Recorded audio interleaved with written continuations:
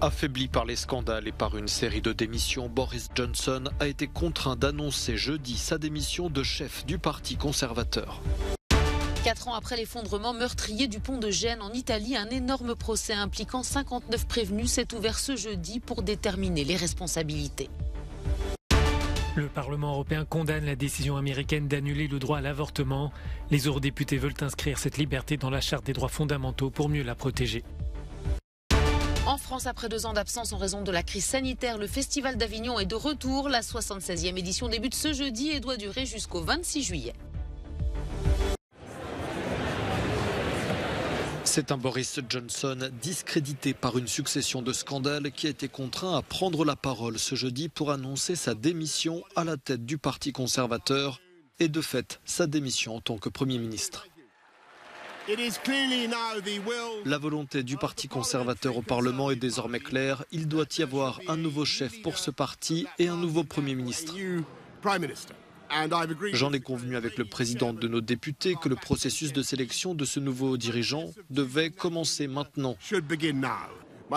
Mes amis, en politique, personne n'est indispensable et notre brillant système darwinien produira un autre dirigeant tout aussi déterminé à faire avancer ce pays dans les moments difficiles.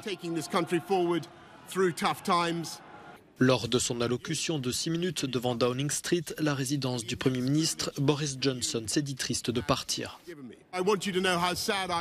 Je veux que vous sachiez à quel point je suis triste d'abandonner le meilleur travail du monde. Même si les choses peuvent parfois sembler sombres, désormais, notre avenir ensemble sera doré. Merci beaucoup à tous. En attendant l'élection de son ou sa successeur, Boris Johnson a affirmé qu'il resterait Premier ministre, ce qui n'a pas manqué de faire réagir notamment l'opposition travailliste qui appelle à son départ immédiat.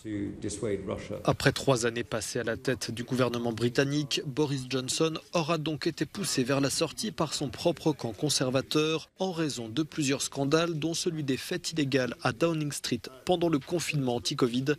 Mais surtout le scandale de la nomination en février dernier de Chris Pincher, chargé de la discipline parlementaire des députés conservateurs, alors que Boris Johnson avait été mis au courant d'accusations à caractère sexuel le visant. Caring for people's health and well-being, the Conservative mission to extend freedom and prosperity. 59 prévenus font face à la justice dans le procès qui s'ouvre et doit déterminer les responsabilités dans l'effondrement du pont de Gênes qui avait fait 43 morts il y a 4 ans. Les mises en cause sont des cadres et des techniciens de la société détentrice de la concession autoroutière et de celle chargée de l'entretien du pont Morandi. Pour moi, l'attitude de la famille Benetton est hallucinante. Ils sont les principaux actionnaires de la société Autostrade per Italia et ils ne se sont jamais excusés. Ils ont toujours eu une attitude défensive. À notre avis, cette façon de se comporter est inacceptable. Pour le procureur Walter Cutugno, Autostrade per Italia et la société de maintenance étaient conscients du risque d'effondrement mais ont rechigné à financer les travaux pour préserver les dividendes des actionnaires. L'enquête conclut qu'entre l'inauguration du pont en 1967 et son effondrement, 51 ans plus tard, la maintenance minimale des haubans du pilier numéro 9 n'a pas été effectuée. Et le 14 août 2018, c'est précisément le pilier 9 qui s'est affaissé. Selon l'avocat de l'ancien directeur d'Autostrade per Italia, l'effondrement du pont Morandi n'est pas dû à un défaut d'entretien, mais à un vice de construction caché.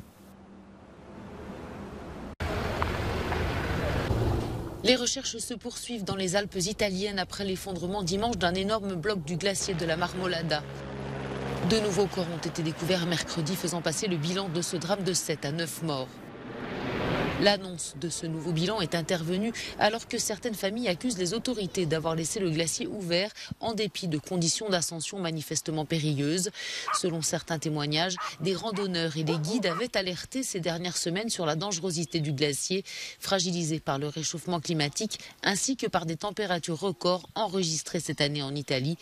10 degrés Celsius par exemple au sommet de la Marmolada la veille de la tragédie.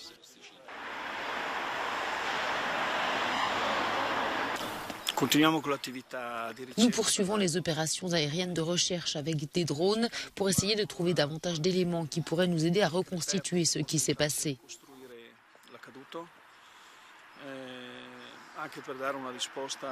Pour aussi donner une réponse plus claire aux familles qui attendent toujours des informations sur leurs proches. Le parquet de Trent a ouvert une enquête pour déterminer d'éventuelles responsabilités, mais a d'ores et déjà exclu la prévisibilité de l'événement, la négligence ou l'imprudence. Pourtant, la polémique enfle en Italie pour savoir s'il faut mieux sécuriser la montagne, en interdisant l'accès au massif par exemple, ou en installant des drapeaux rouges comme à la plage pour signaler un danger.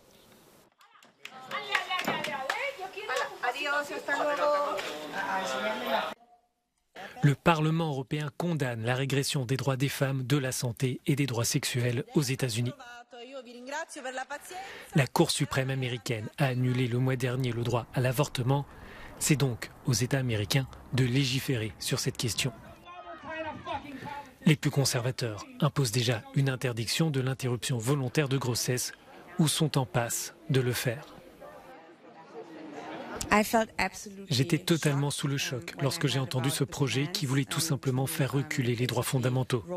En particulier en tant que femme, je veux défendre nos droits à disposer de nos corps et faire nos choix.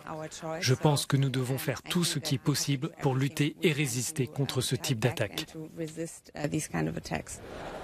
La résolution, adoptée par 324 voix contre 155, demande d'inscrire l'accès à l'avortement dans la Charte européenne des droits fondamentaux. Les eurodéputés estiment qu'il existe des signaux inquiétants en provenance des États membres de l'Union. Il y a des pays en Europe qui ne garantissent pas les droits des femmes à la santé et à la reproduction, la Pologne, et nous ne savons pas si d'autres pays vont suivre.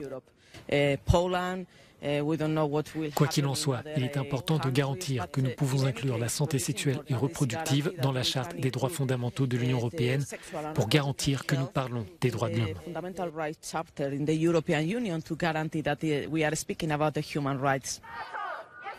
Malte est le seul pays membre de l'Union qui interdit l'avortement. La Pologne applique pour sa part des lois très restrictives. Les eurodéputés appellent les gouvernements à garantir l'accès à des services d'avortement légaux et sûrs, ainsi qu'à des services de soins prénataux et maternels. C'est le retour de la fête à Pamplune. Après 2 ans de pandémie et d'annulation, la San Fermín est lancée avec son célèbre Lasso Toro dans les ruelles de la petite ville du centre de l'Espagne. Des milliers de touristes viennent du monde entier et la tradition veut qu'on s'habille de blanc et qu'on porte un foulard rouge autour du cou. Chaque matin, des centaines de courageux, plus ou moins entraînés, tentent de s'approcher au plus près de 6 taureaux de combat qui traversent la ville jusqu'aux arènes. L'origine de la fête remonte au Moyen-Âge, mais les autorités n'ont pas gardé la trace de tous les accidents. En tout cas, depuis 1911, au moins 16 coureurs sont morts lors de la San Fermín. Le dernier décès remonte à 2009 lorsqu'un taureau avait encorné un jeune Espagnol de 27 ans.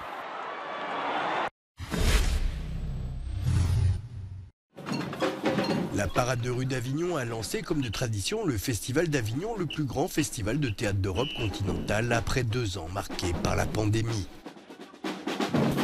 L'an dernier, les représentations ont eu lieu, mais avec masques et peu de spectacles de rue. Cette année, les artistes sont venus de l'Europe entière pour retrouver le goût de la fête. On est très contents parce qu'on a toujours participé à une parade hyper festive, hyper dansante et hyper chantante. Donc on est très contents de participer de cette façon, vraiment tous ensemble, à nouveau après 2 ans. Jusqu'à fin juillet, Avignon devient une ville-théâtre, transformant son patrimoine architectural en divers lieux de représentation, de la majestueuse cour des papes au café-théâtre improvisé. Une fête permanente de 3 semaines, même si cette année le rebond épidémique fait craindre en retour des restrictions sanitaires. Voilà, ça fait toujours un petit peu peur que ça se refrène ou que ça se réarrête. Mais pour l'instant, nous en tout cas en Belgique, tout va bien. On a l'impression qu'ici à Avignon, tout va bien aussi. On espère que ça va continuer comme ça. Salut la France! On vous adore les Français, vous êtes comme nous! Par part qu'un Belge, c'est un Français de bonne humeur! Le festival d'Avignon, IN, s'ouvre avec la pièce du metteur en scène russe Kirill Serebrennikov qui a pu sortir récemment libre de Russie. Il avait été sélectionné en compétition officielle du dernier festival de Cannes pour son film La fiancée de Tchaïkovski.